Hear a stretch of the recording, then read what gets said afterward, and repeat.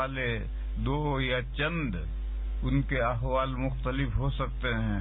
جو اچھا بننا چاہے گا اچھا بن جائے گا، اور بگڑنا چاہے تو بگڑ جائے گا. یہ انسان کے اپنے اختیار میں ہے. Your choice. آپ جو چاہیں گے اس طریقے کے آپ بنیں گے. قرآن کریم میں اللہ پاک جل شانہ عما نوالہ نے 4 عورتوں کی مثال ایگزامپل بیان کی. 2 بندیاں، ان کو بہترین ماحول ملا، گھرانہ ملا. وہ بننا چاہتی تھی تو بن سکتی تھی، مگر انہوں نے بننا نہیں چاہا، بگڑنا چاہا تو دونوں بگڑ گئی. اور اس درجہ بگڑ گئی کہ جہنم میں گئی. ایک حضرت نوح علیہ السلام کی بیوی، آپ حضرات کو یہ بات معلوم ہوگی کہ انسانوں کی ابتدا ہوئی ہے دادا آدم اور دادی حوا سے. بس دادا آدم تو انسانوں کے پہلے باپ ہیں. پھر جتنے بھی بڑھے، جتنے سالوں میں وہ حضرت نوح علیہ السلام کے طوفان میں سب غرقاب ہو گئے، پانی میں ڈوب گئے. صرف کشتی میں جتنے لوگ بچے تھے انہی کی نسل آگے چلی. پھر ان کی نسلیں بھی آہستہ آہستہ ختم ہو گئیں، اور صرف نوح علیہ السلام کے 3 صاحبزادوں کی نسلیں چلتی رہیں. قرآن کریم میں سورہ صافات میں ہے وَجَعَلْنَا ذُرِّيَّتَهُ هُمُ الْبَاقِينَ. طوفان نوح کے بعد ہم نے نوح علیہ السلام کی اولاد ہی کو باقی رہنے والا بنایا. دوسرے لوگ جو کشتی میں حضرت کے ساتھ سوار ہوئے تھے، کہتے ہیں کہ 80 یعنی 80 مرد اور عورتیں مل کر 80 سوار ہوئے تھے، مومنین تھے. ان کی سب کی نسلیں ختم ہو گئی. نوح علیہ السلام کے 3 بیٹوں کی نسلیں آج پوری زمین پر آباد ہیں. اس اعتبار سے نوح علیہ السلام دوسرے دادا ہیں. آدم علیہ السلام تو پہلے دادا ہیں اور نوح علیہ السلام دوسرے دادا ہیں. ان کی ایک بیوی بظاہر منافق بنی رہی، اپنے آپ کو مسلمان ظاہر کرتی رہی. حضرت نوح علیہ السلام کو پتہ ہی نہیں چلا. انبیاء کرام علیہم الصلاۃ والسلام غیب نہیں جانتے، چھپی باتیں نہیں جانتے. جیسے ہم کھلی باتیں جانتے ہیں، چھپی باتیں ہم نہیں جانتے، اسی طرح سے تمام انبیاء بھی انسان ہوتے ہیں، اور انسانوں ہی کی طرح سے وہ کھلی باتیں جانتے ہیں، چھپی باتیں نہیں جانتے.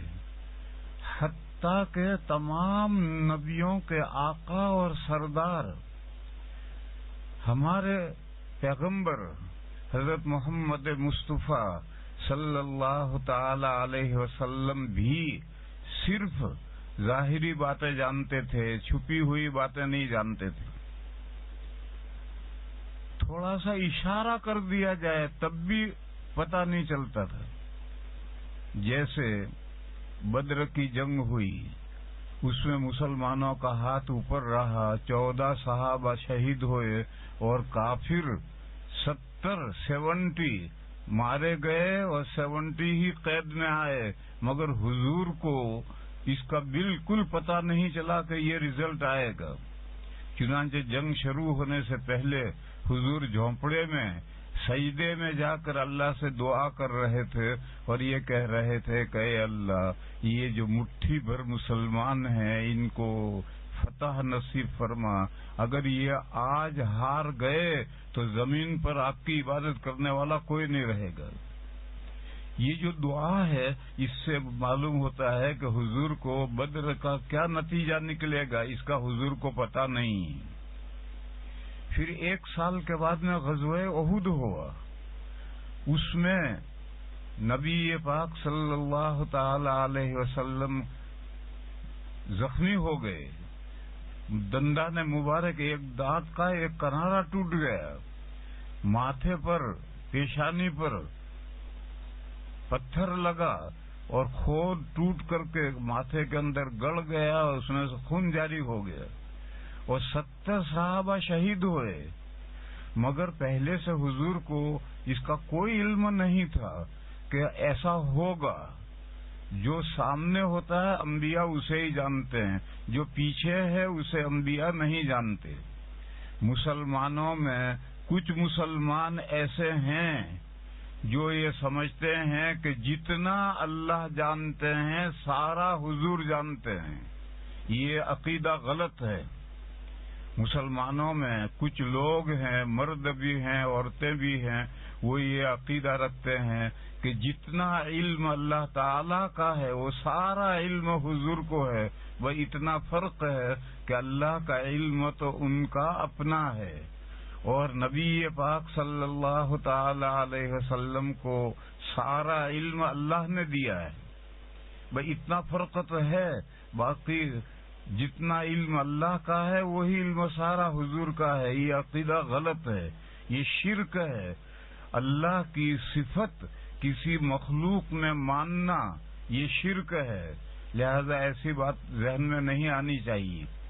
بات یہ ہے کہ انسان انسان ہے، اللہ اللہ ہے، اللہ کی جو صفات ہیں وہ انسان میں نہیں ہو سکتی۔ ساری خوبیاں ہو سکتی ہیں، انسان میں ساری خوبیاں ہو سکتی ہیں، لیکن جو خوبیاں اللہ میں ہیں وہ انسان میں نہیں ہو سکتی۔ بہرحال میں کہہ یہ رہا تھا کہ دوسرے دادا حضرت نوح علیہ السلام ہیں اور انہی کی اولاد سے آج ساری زمین آباد ہے۔ ان کی ایک بیوی کافر تھی، مسلمان نہیں ہوئی تھی، لیکن اس نے اپنا کفر چھپائے رکھا تھا۔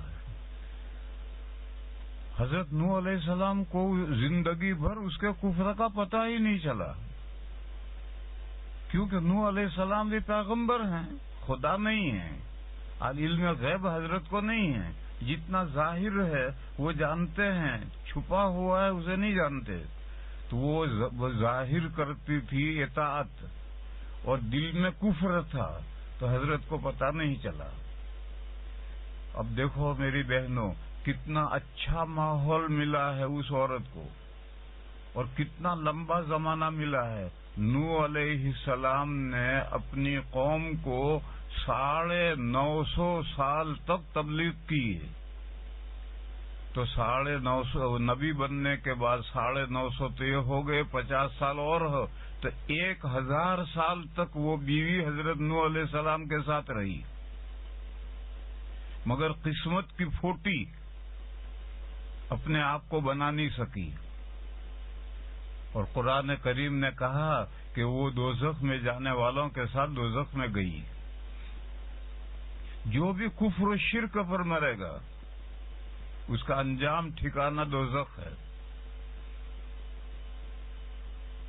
نوح علیہ السلام کی بیوی ہونا اس کے کچھ کام نہیں آیا، اور وہ جہنم میں جانے والوں کے ساتھ وہ بھی جہنم میں گئی۔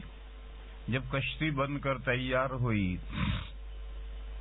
تو نوح علیہ السلام کو یہ حکم تھا کہ آپ اپنے پریوار کو کشتی میں سوار کر لیں، اور جو ایمان لائے ہیں مرد اور عورتیں ان کو بھی کشتی میں سوار کر لیں۔ تو حضرت کے 3 لڑکے سوار ہو گئے، وہ مومن تھے، ایک لڑکا جس کا نام کنعان تھا اور ایک بیوی جو کافرہ تھی، یہ دونوں کشتی میں سوار نہیں ہوئے۔ ان کو بہت سمجھایا نوح علیہ السلام نے کہ کشتی میں آ جاؤ، انہوں نے کہا نہیں ہم تو پہاڑ پر چڑھ جائیں گے اور سیلاب سے بچ جائیں گے۔ نوح علیہ السلام نے کہا آج کوئی سیلاب سے نہیں بچا سکتا، نہ پہاڑ نہ آسمان پانی برس رہا ہے، زمین سے پانی پھوٹ رہا ہے، آج جو اللہ بچائیں گے جس کو وہی بچے گا، ہر ایک کو دوسرا کوئی نہیں بچ سکتا۔ وہ نہیں آئے دونوں کشتی میں، وہ ایک بیوی جو کافرہ تھی اور ایک لڑکا جو جس کا نام کنعان تھا، یہ دونوں کافر تھے اور وہ کشتی میں سوار نہیں ہوئے اور وہ پانی کے طوفان میں ڈوب گئے اور پانی میں ڈوب کر مر گئے۔ اللہ پاک نے سورہ تحریم کے آخر میں دو مثالیں جو بیان کی ہیں، ان میں سے ایک مثال یہ ہے کہ ایک بندی تھی، اس کو بہترین ماحول ملا، نوح علیہ السلام کے گھر میں رہی وہ 1000 سال، لیکن نوح علیہ السلام کے ساتھ تعلق اس کو جہنم سے نہیں بچا سکا، وہ جہنم میں جانے والوں کے ساتھ جہنم میں گئی، کیونکہ انسان اپنے آپ کو بنانا چاہے تو بنا سکتا ہے اور بگاڑنا چاہے تو بگاڑ بھی سکتا ہے۔ نوح علیہ السلام کی اس بیوی نے اپنے آپ کو بگاڑ لیا تو جہنم رسید ہوئی۔ اگر وہ بناتی، اپنے آپ کو بناتی، اپنے آپ کو نیک بناتی، ایمان لاتی اور عمل صالح کرتی تو ایمان لانے والوں کے ساتھ جنت میں جاتی۔ تو میری بہنوں، یاد رکھنے کی بات ہے کہ کوئی ملک ہو، کوئی شہر ہو، کوئی اسٹریٹ ہو، کوئی ہاؤس ہو، ہر جگہ اگر عورت اپنے آپ کو بنانا چاہے تو بنا سکتی ہے اور بگاڑنا چاہے تو بگاڑ بھی سکتی ہے۔ بنائے گی جنت میں جائے گی، بگاڑے گی دوزخ میں جائے گی۔ اور یہ کہنے کا موقع قیامت کے دن نہیں رہے گا کہ میں تو فلاں برے ملک میں تھی، میں فلاں برے شہر میں تھی، میں فلاں برے اسٹریٹ میں تھی، میں فلاں برے گھر میں تھی، یہ کہنے کا موقع نہیں رہے گا۔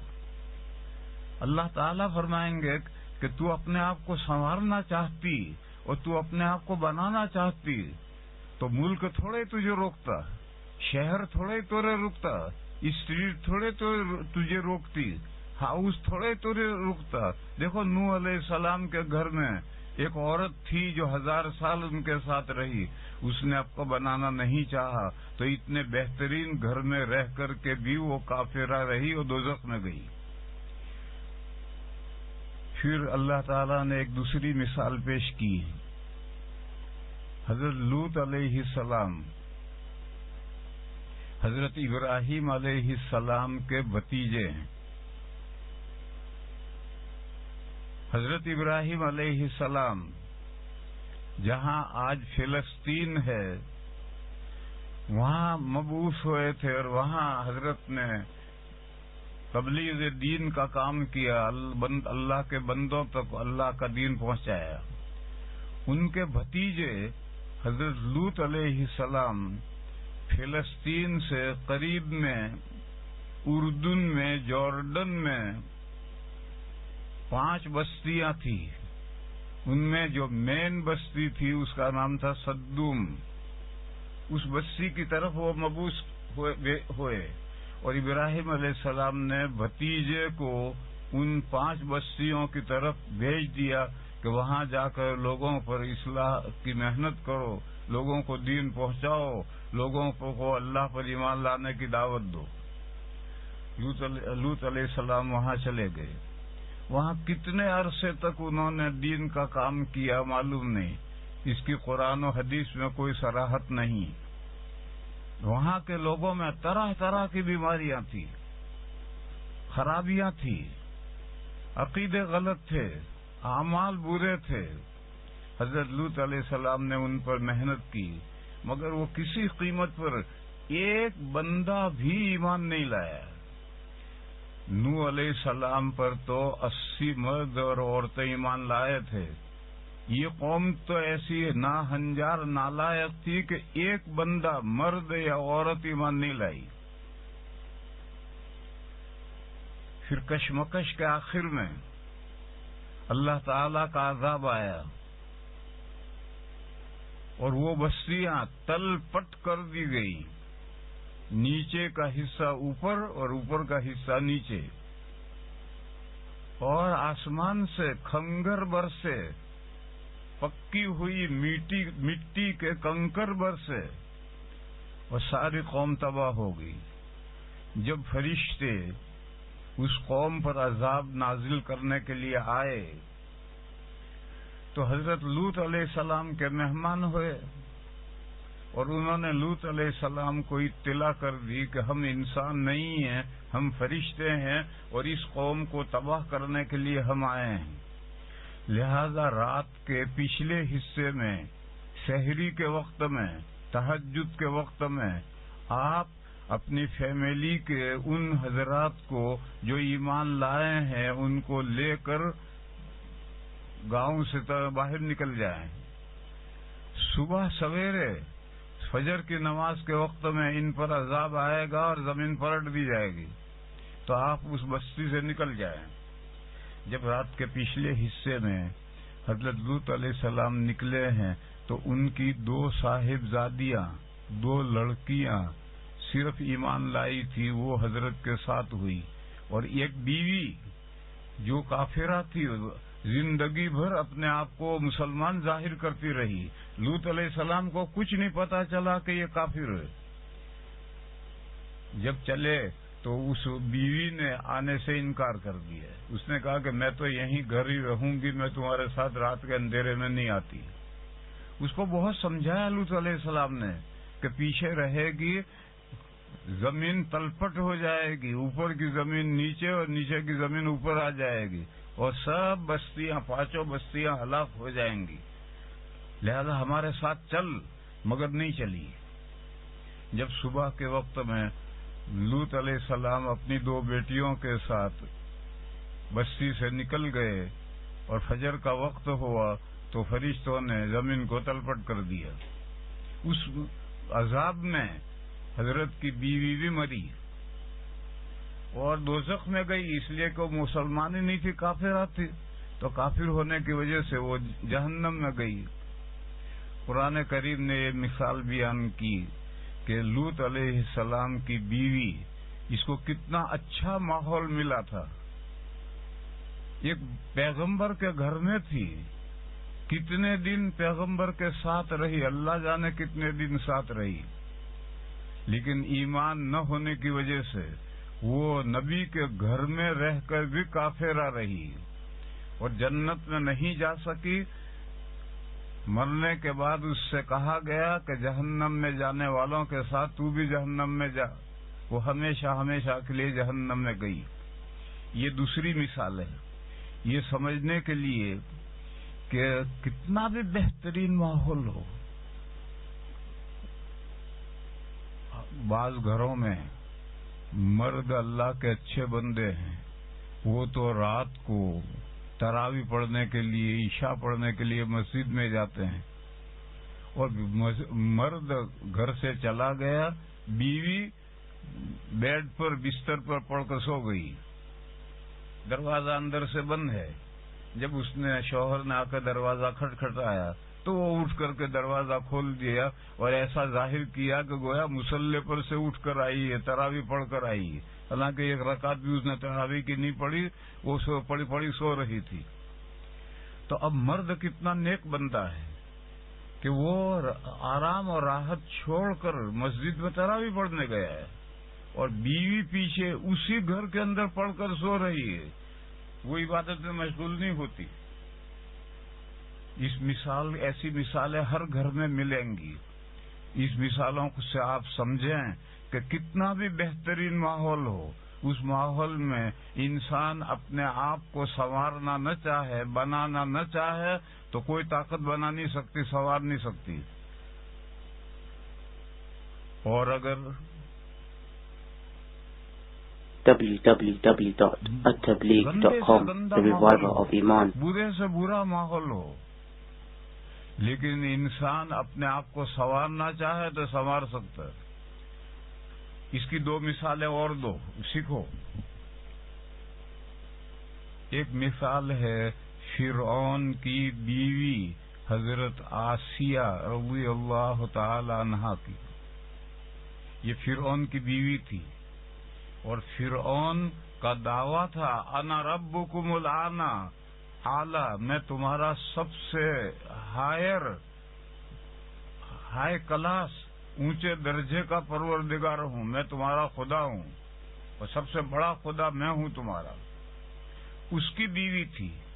تو اب دیکھو پروردگار تو اللہ ہے، کوئی انسان رب کیسے بن جائے گا؟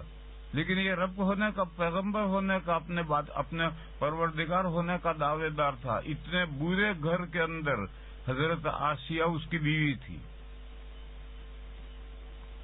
حضرت موسیٰ علیہ السلام فرعون کے گھر میں پلے بڑھے ہیں. آپ حضرات جانتی ہیں کہ حضرت موسیٰ علیہ السلام فرعون کے گھر میں پلے بڑھے ہیں، اور موسیٰ علیہ السلام کو دریائے نیل میں جو بکس بہتا ہوا چلا آ رہا تھا اس کو دریا میں سے اٹھایا بھی ان کے حکم سے اٹھایا گیا تھا. اور فرعون نے جب یہ کہا کہ یہ تو بنی اسرائیلی بچہ معلوم ہوتا ہے، اس کو قتل کرنا چاہیے، تو انہوں نے بچایا تھا. یہ کہہ کر کہا تھا کہ نہیں، اس بچے کو قتل مت کرو، دیکھو میری آنکھ کی ٹھنڈک ہے، تیری آنکھ کی ٹھنڈک ہے، اور ہماری اولاد نہیں ہے. اگر یہ بچہ ہماری اولاد ہوئی تو اس سے ہمیں نفع پہنچے گا، اور اگر اولاد نہ ہوئی تو ہم اسی کو اپنی اولاد بنا لیں گے، آپ کے بعد یہی بادشاہ بنے گا. یوں پٹی پڑھا کر حضرت آسیہ نے موسیٰ علیہ السلام کو بچایا تھا. اس خدمت کی توفیق سے اللہ تعالیٰ نے ان کو ایمان دے دیا، اور وہ حضرت موسیٰ علیہ السلام جب مبعوث ہوئے، پیغمبر بنائے گئے، اور وہ فرعون کے پاس دعوت لے کر پہنچے، اس وقت وہ حضرت پر ایمان لے آئی اور پکی مومن تھی. اور جو کچھ چھپ چھاپ کر فرعون کے گھر میں عبادت کرنا آسان تھوڑا ہی تھا، تو چھپ چھاپ کر کے چپکے سے اللہ تعالیٰ کی عبادت کرتی تھی. یہ بات فرعون کے علم میں آ گئی کہ یہ ایمان لے آئی، تو اس نے حضرت آسیہ کو سزا دی. کیا سزا دی؟ چومیخا کیا. چومیخا کیا. اس زمانے میں سزا دینے کا یہ طریقہ تھا کہ لٹا دو اور دونوں ہاتھ پھیلا کر کے ہتھیلیوں میں کھونٹے مار دو، کیلیں لگا دو، زمین کے اندر گھس جائے اتنے کیلیں لگاؤ دونوں ہاتھوں میں. ایسے ہی دونوں پیروں میں بھی کیلیں ٹھوک دو. اب جب دونوں، اس میں کتنی تکلیف ہوگی اللہ بہتر ہے. ابھی زندہ ہے اور ہاتھوں میں کیلیں ٹھوکی جا رہی ہیں، پیروں میں کیلیں ٹھوکی جا رہی ہیں. خیر، اس کو کہتے چو میخا، یعنی 4 میخیں ٹھوک دو، ٹھوک دی.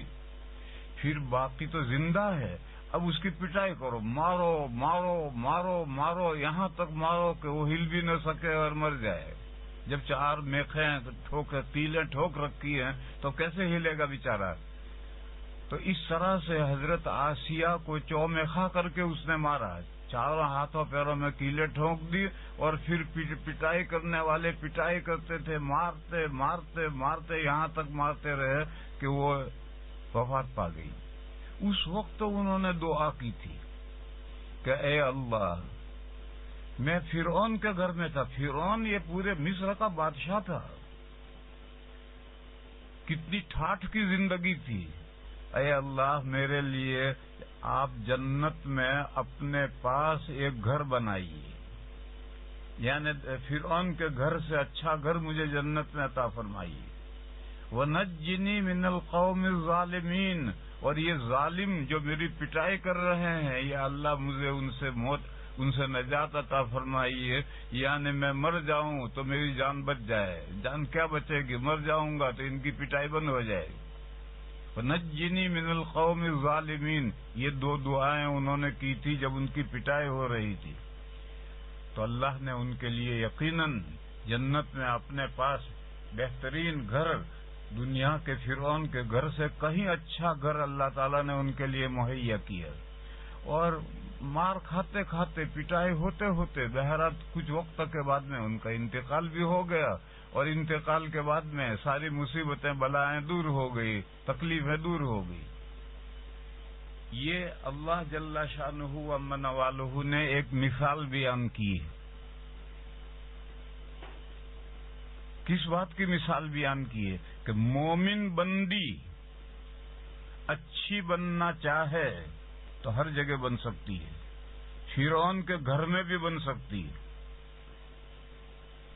کوئی چیز اس کو اچھی بندی بننے سے روک نہیں سکتی، بلکہ صرف وہ اچھی بندی نہیں بنے گی، اپنی پوری فیملی کو بھی اچھا بنا دے گی۔ شوہر اگر نااتوار ہے، غلط راہ پر پڑا ہوا ہے، تو سمجھا بجھا کر اس کا ذہن بنا کر اس کے دین پر لگائے گی۔ بچوں کی، لڑکوں کی اور لڑکیوں کی تربیت تو پہلا مکتب ماں کی گود ہے، وہ اپنے اولاد کو سنوار سکتی ہے، بہترین سنوار سکتی ہے۔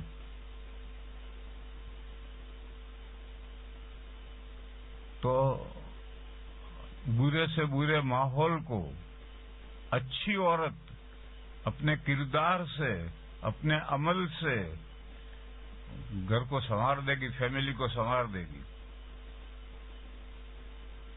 اور اگر گھر نہ سنورا تو وہ اپنی ذات سے سنوری رہے گی، اپنی ذات سے بنی رہے گی۔ جیسے حضرت آسیہ، وہ اپنے گھر کو نہیں سنوار سکی، فرعون کو ایمان کے لیے تیار نہیں کر سکی، لیکن انہوں نے اپنے آپ کو تو بنا لیا۔ لہذا اس میں میری بہنوں سمجھنے کی بات یہ ہے کہ اگر عورت چاہے تو برے سے برے ماحول میں، برے سے بری فیملی کے اندر اگر عورت چاہے تو اپنے آپ کو سنوار سکتی۔ ایک دوسری مثال اللہ تعالی جل شانہ عما نوالہ نے حضرت مریم رضی اللہ تعالی عنہا کی مثال بیان کی۔ حضرت مریم حضرت عیسیٰ علیہ السلام کی ماں ہیں۔ ماں ہونے کے علاوہ وہ حضرت عیسیٰ علیہ السلام کی صحابیہ بھی ہیں۔ جو مومن نبی کی زیارت کر لیتا ہے تو وہ صحابی بن جاتا ہے، صحابیہ بن جاتی ہے۔ تو حضرت مریم نے ایمان کی حالت میں حضرت عیسیٰ علیہ السلام کی زیارت کی تو وہ صحابیہ ہیں۔ اور صحابہ کے لیے دعا رضی اللہ عنہ مرد اور رضی اللہ عنہا عورت کے لیے دعا ہے۔ علیہ السلام یا علیہ السلام یہ نبیوں کے لیے دعا ہے، غیر نبی کے لیے یہ دعا نہیں ہے۔ بس مریم علیہ السلام کہنا صحیح نہیں، دادی حوا علیہ السلام کہنا بھی صحیح نہیں۔ حضرت سارہ اور حضرت ہاجرہ ابراہیم علیہ السلام کی دو بیویاں ہیں، ان کے لیے بھی علیہم السلام کہنا صحیح نہیں ہے، علیہم السلام کہنا صحیح نہیں ہے۔ سب ان خواتین یہ سب اپنے اپنے زمانے کے نبیوں کی کے صحابیہ ہیں، تو ان کے لیے رضی اللہ عنہا آئے گا۔ یہ خاتون بہترین ماحول میں تھی اور بہت برے ماحول میں تھی۔ تمام جوش یہودی حضرت عیسیٰ علیہ السلام کے خلاف تھے، دشمن تھے۔ وہ حضرت عیسیٰ علیہ السلام کو دجال سمجھتے تھے اور وہ دجال کو قتل کرنا چاہتے تھے، مگر وہ عیسیٰ علیہ السلام دجال نہیں تھے، مسیح ہدایت تھے۔ اللہ تعالی نے ان کو اپنے پاس اٹھا لیا، زندہ آسمانوں پر اٹھا لیا گیا۔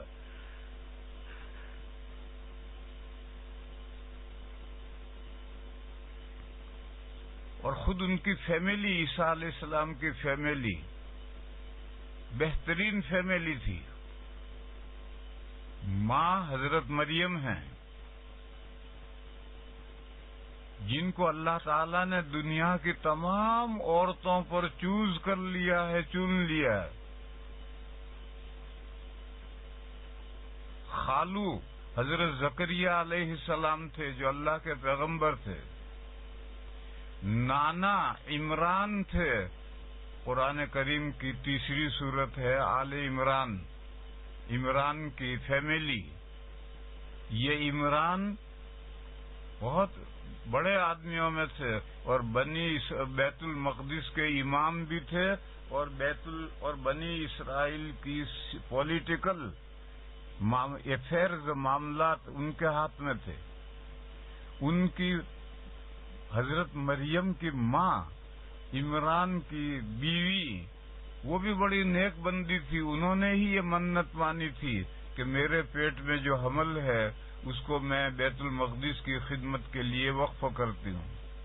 پھر جب پیدا ہوا بچہ تو لڑکا نہیں پیدا ہوا، لڑکی پیدا ہوئی تو پریشان ہوئی کہ لڑکی تو بیت المقدس کی خدمت کے لیے وقف نہیں ہوتی، لڑکا کیا جاتا ہے، اب کیا کیا جائے؟ تو اللہ کی وحی سے اس وقت پیغمبر موجود تھے، زکریا علیہ السلام خود پیغمبر تھے. وحی آئی کہ اس لڑکی کو بیت المقدس کی خدمت کے لیے قبول کیا جائے گا، وہ پیش کر دیں. تو حضرت مریم کی والدہ نے ان کو بیت المقدس کی خدمت کے لیے پیش کر دیا اور وہ اپنے خالہ کے پاس میں بیت المقدس میں فیملی کوارٹر میں رہتے تھے. حضرت زکریا علیہ السلام بیت المقدس میں فیملی کوارٹر تھا، اس میں رہتے تھے. حضرت مریم کو لا کر ان کو دیا. ہر ایک اس بچی کی پرورش کرنا چاہتا تھا، لیکن پھر قرآن اندازی کی گئی. اس قرآن اندازی میں حضرت زکریا علیہ السلام کا کامیاب ہوئے اور یہ بچی ان کے پاس پرورش پائی. ان کی گود میں عیسیٰ علیہ السلام کھیلے بڑے ہیں. تو اچھا ماحول کتنا ہے اور برا ماحول. سارے یہودی حضرت عیسیٰ علیہ السلام کے خلاف ہیں، اور جب عیسیٰ علیہ السلام کے خلاف ہیں تو عیسیٰ علیہ السلام کے خاندان کے بھی خلاف ہوں. یہی زکریا علیہ السلام جو نبی تھے، جو عیسیٰ علیہ السلام کے خالو تھے، اس لیے کہ ان کی ماں مریم کے خالو تھے تو عیسیٰ علیہ السلام کے بھی خالو ہوئے. ان کو یہودیوں نے سر پہ آرا رکھ کر چیر کر کے 2 ٹکڑے کر دیے، یوں شہید کر دیا. پھر حضرت زکریا علیہ السلام کے صاحبزادے تھے یحییٰ علیہ السلام، ان کو بھی بنی اسرائیل نے قتل کیا. ارے بھائی ان کا کیا گناہ تھا؟ ان کا گناہ یہ تھا کہ حضرت عیسیٰ کے خاندان کے ہیں. عیسیٰ علیہ السلام تو ان کے نزدیک دجال تھے اور ان کے خاندان کے بھی سب دجال کے چیلے چاٹے ہوں گے. تو یہ سب کا زکریا علیہ السلام کو یہودیوں نے قتل کیا، یحییٰ علیہ السلام کو قتل کیا، عیسیٰ علیہ السلام کو بھی قتل کرنا چاہتے تھے، مگر اللہ نے ان کو بچا لیا، ان کو آسمان پر اٹھا لیا. تو ماحول اتنا برا ہے اور خاندان اتنا اچھا ہے، دونوں باتیں جمع ہیں. اب حضرت مریم کدھر جائیں؟ خاندان اچھا ہے لہذا وہ اپنے آپ کو اچھا بنائیں، یا ماحول برا ہے تو اپنے آپ کو وہ برا بنائیں؟ انہوں نے اپنے ماحول کو، اپنے خاندان کو پیش نظر رکھ کر اپنے آپ کو اٹھایا، بلند کیا اور اب ایمان لائی. حضرت عیسیٰ علیہ السلام پر ان کا ایمان تھا. اللہ کی کتابیں تورات اور انجیل کو وہ مانتی تھی اور اللہ کے تمام احکامات پر عمل کرتی تھی. تو کمبائنڈ ماحول ہے، برا ماحول بھی ہے، اچھا ماحول بھی ہے. بنی یہود جوئش یہ برا ماحول ہے، اتنا برا ماحول کہ عیسیٰ علیہ السلام کے پریوار کو، زکریا علیہ السلام کو، یحییٰ علیہ السلام کو قتل کر دیا، اور عیسیٰ علیہ السلام کو بھی قتل کرنا چاہتے تھے مگر اللہ نے بچا لیا. دوسری طرف بہترین خاندان، ماں ایسی، نانی ایسی، نانا ایسے، خالو ایسے، بیٹا ایسا، اتنا شاندار ماحول. تو کمبائنڈ ماحول ہے. اس کمبائنڈ ماحول میں وہ ادھر جھکے یا ادھر جھکے ہیں، انہوں نے اپنے اختیار سے اپنے آپ کو نیک بنایا. چنانچہ حدیث شریف میں فرمایا گیا کہ مرد تو بہت سے باکمال ہوئے ہیں، عورتیں زیادہ باکمال نہیں ہوئی، صرف 2 عورتیں باکمال ہوئی، ایک فرعون کی بیوی آسیہ اور ایک حضرت مریم کی والدہ، حضرت عیسیٰ علیہ السلام کی والدہ مریم. یہ 2 عورتیں کامل ہوئی، اور بقیہ یعنی یہ 2 عورتیں کامل ہوئی پچھلے بنی اسرائیل میں. ساری دنیا کے احوال حضور نے نہیں بیان کیے، بنی اسرائیل میں یہ 2 عورتیں کامیاب ہوئی، اور حضور پاک صلی اللہ تعالی علیہ وسلم کی امت میں بہت عورتیں کامیاب ہوں گی، مگر اس کا تذکرہ حضور نے نہیں کیا. حضور تو گزشتہ امتوں کا حال بیان کر رہے ہیں، ورنہ حضور کی امت میں سب سے پہلے حضرت خدیجۃ الکبریٰ نبی پاک صلی اللہ تعالی علیہ وسلم کی پہلی اہلیہ محترمہ کامل ہوئی. حدیث شریف میں ہے، بخاری شریف کی حدیث ہے، ایک مرتبہ حضرت جبرائیل حضور کی خدمت میں آئے. یہ ہجرت سے پہلے کا قصہ ہے. جو وحی لانی تھی وہ لا کر پہنچائی.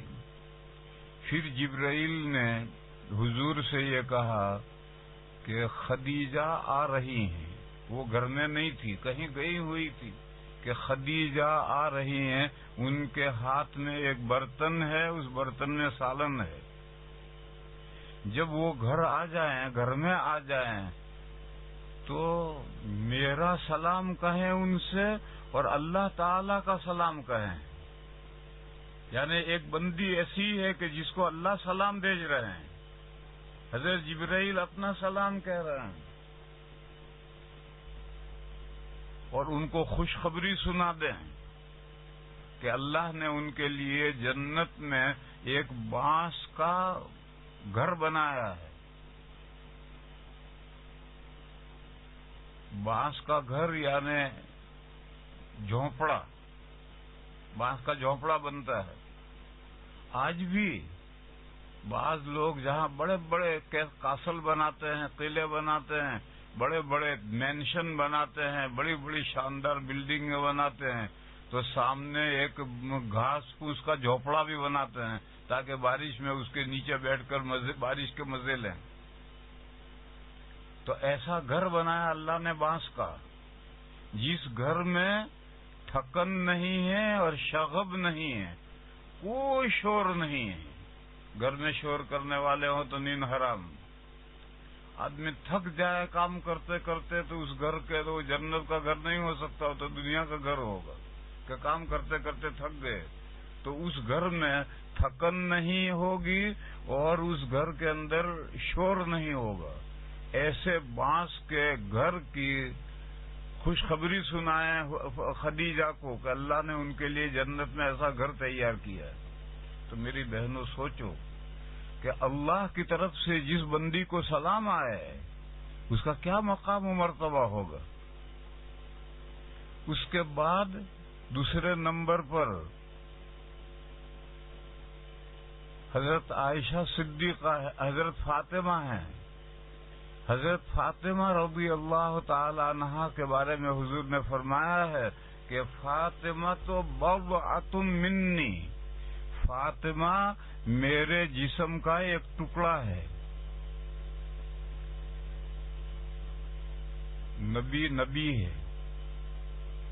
لوگوں نے ایک مسئلہ بیان کیا، اللہ جانے وہ صحیح ہے یا نہیں، کہ نبی پاک صلی اللہ علیہ وسلم کے جسم مبارک کو قبر میں دفن کیا گیا. قبر کی جو مٹی حضور کے مبارک جسم کے ساتھ لگی ہے وہ مٹی عرش سے بھی افضل ہے. ایسا لوگوں نے لکھا ہے، اس کے لیے قرآن و حدیث میں کوئی دلیل نہیں ہے. تو جب وہ مٹی عرش سے افضل ہو گئی،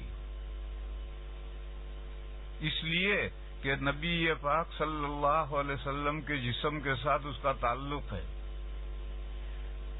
بس جو حضور کے جسم کا ٹکڑا ہوگا اس کا کیا مقام و مرتبہ ہوگا. حضرت فاطمہ حضور کے جسم کا ٹکڑا ہے تو ان کا کیا مقام و مرتبہ ہوگا، اس سے آپ سمجھ سکتے ہیں. اس کے بعد نمبر ہے حضرت عائشہ کا. حدیث شریف میں ہے ایک مرتبہ حضور نے حضرت عائشہ سے کہا یہ جبرائیل ہیں، جبرائیل بیٹھے ہیں، وہ حضور کو تو نظر آ رہے ہیں، حضرت عائشہ کو نظر نہیں آ رہے، یہ جبرائیل تمہیں سلام کرتے ہیں. تو حضرت عائشہ نے کہا کہ یا رسول اللہ آپ تو ان کو دیکھتے ہیں، میں تو ان کو دیکھتی نہیں. خیر، حضرت خدیجہ کو تو اللہ نے سلام کہلوایا ہے اور حضرت عائشہ کو حضرت جبرائیل سلام کر رہے ہیں. درسگاہ میں طالب علم بیٹھے ہوتے ہیں، استاد جب آتا ہے تو طلبہ سلام کرتے ہیں، حالانکہ آنے والے کو سلام کرنا ہے، لیکن تعظیم کے لیے طلبہ سلام کرتے ہیں. تو تعظیم کے لیے حضرت جبرائیل علیہ السلام سلام کر رہے ہیں حضرت عائشہ کو. ایسی بہت سی خواتین ہیں اس امت میں کہ وہ اللہ کی نیک بندیاں ہیں، وہ سب کامل ہوئی. لیکن ابھی جو حضور بیان کر رہے ہیں کہ مرد تو بہت کامل ہوئے، یعنی بنی اسرائیل میں بہت سے مرد کامل ہوئے، لیکن عورتیں صرف 2 کامل ہوئی، یعنی بنی اسرائیل میں. ایک فرعون کی بیوی آسیہ اور ایک مریم، حضرت عیسیٰ علیہ السلام کی والدہ مریم. یہ دونوں کامل ہوئی بنی اسرائیل میں، ان کے درجے کی کوئی عورت نہیں ہوئی. ان میں سے فرعون کی بیوی کو تو برا ہی برا ماحول ملا، لیکن اس ماحول میں انہوں نے اپنے آپ کو سنوارا اور بنایا اور اپنے آپ کو کامل کیا. اور حضرت مریم کو دونوں طرح کا ماحول ملا. باہر، گھر سے باہر سارے جوئش یہود پکے دشمن، اور صرف ان کے دشمن نہیں، ان کے عیسیٰ علیہ السلام کے خاندان کے بھی دشمن.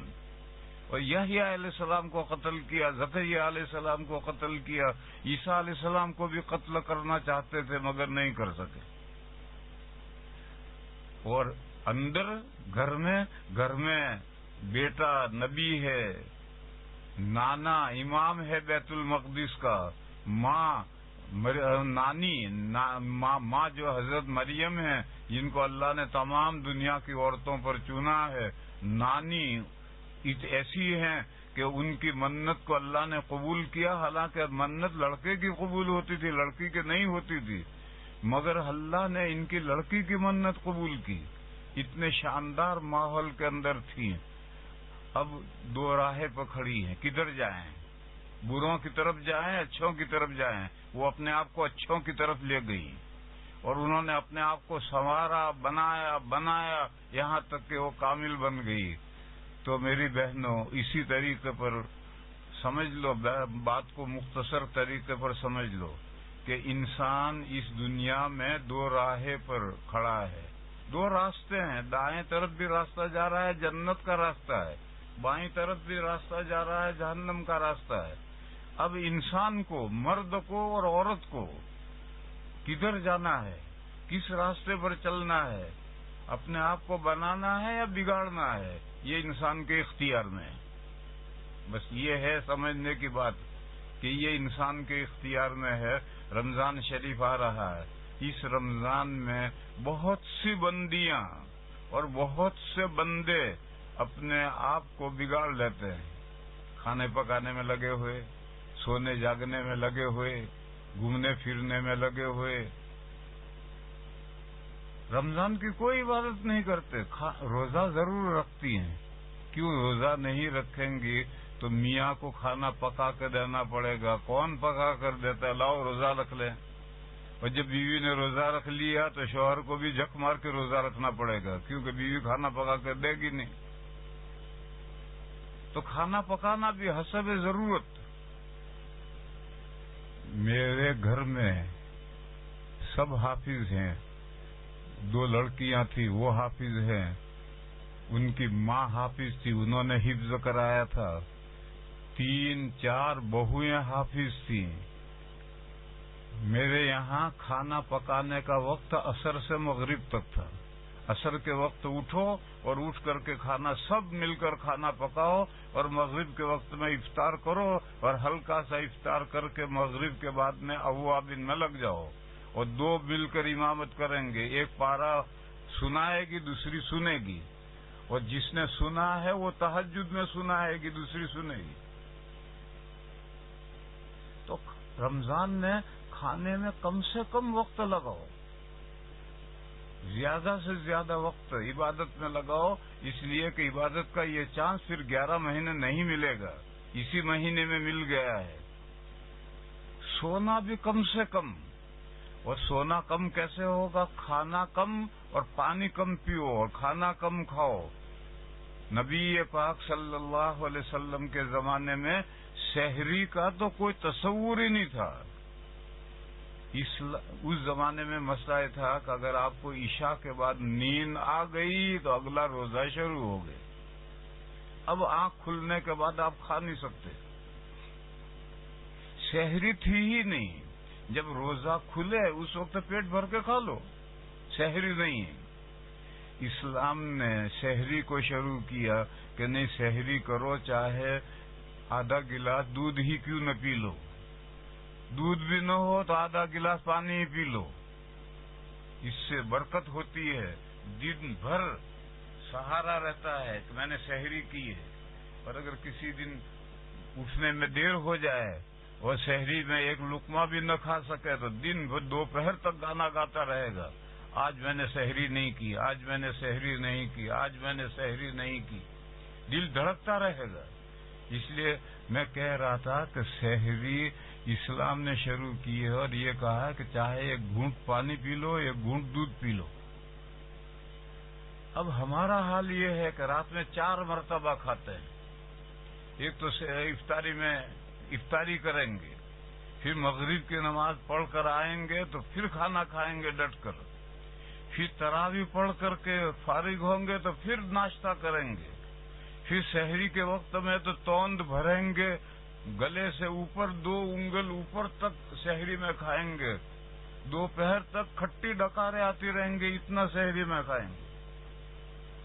اب ایسی صورت میں ہمارے روزے کے فائدے ظاہر ہوں تو کہاں سے ظاہر ہوں؟ اس لیے میری بہنوں, کم سے کم وقت دنیا کے کاموں میں لگاؤ. زیادہ سے زیادہ وقت اس رمضان کی جو خیرات و برکات ہیں, نفلیں ہیں, تراویح ہے, فرض نمازیں ہیں, اس کے علاوہ تلاوت ہے, ذکر و اذکار ہے. کچھ اگر نہیں جانتے تو صرف یہی کرتے رہو, اللہ اللہ اللہ اللہ اللہ, بس اللہ. اتنا بھی ایک ذکر ہے اور بہت بڑا ذکر ہے. لہذا میری بہنوں, بہت قریب میں جلد ایک مبارک مہینہ آ رہا ہے اور اس مبارک مہینے میں اللہ نے دن کے اندر تو روزے فرض کیے ہیں, کمپلسری, وہ تو رکھتے ہی ہیں, لیکن رات میں اللہ نے تو کوئی عبادت فرض نہیں کی. البتہ اللہ کے رسول صلی اللہ علیہ وسلم نے اپنے عمل سے راتوں میں, رمضان کی راتوں میں بھی نفلیں, تلاوتیں, اذکار اللہ تعالیٰ نے سنت قرار دیے ہیں, مقرر کیے ہیں حضور پاک صلی اللہ علیہ وسلم نے. لہذا اس کو غنیمت سمجھ کر راتوں کو بھی جتنی توفیق دے اللہ, پوری رات بیدار رہنا ضروری نہیں ہے, جتنی اللہ توفیق دے, تراویح کے علاوہ دوسری نفلیں بھی پڑھو, تلاوتیں بھی کرو, ذکر و اذکار بھی کرو. یہی عبادتیں ہمیں کامیاب کریں گی اور ہم انہی عبادتوں کے ذریعے سے رمضان شریف کو وصول کروا سکتے ہیں. بہرحال ماہ مبارک آ رہا ہے, اس کی قدر پہچاننی چاہیے. اللہ تعالی سب بہنوں کو بھی توفیق عطا فرمائے اور سب مردوں کو بھی توفیق عطا فرمائے, اور اللہ تعالی مجھے اور آپ سب بہنوں کو اللہ اپنا نیک بندہ بنائیں اور زیادہ سے زیادہ اعمال صالحہ کی توفیق عطا فرمائیں. وآخر دعوانا ان الحمد للہ رب العالمین. دعا کرو میری بہنوں، درود شریف پڑھو، دعا کرتے ہیں. اللهم صل وسلم وبارك على سيدنا ومولانا محمد وعلى آل سيدنا مولانا محمد بعدد من صلى وصام. ربنا اغفر لنا ذنوبنا وإسرافنا في أمرنا وتب علينا إنك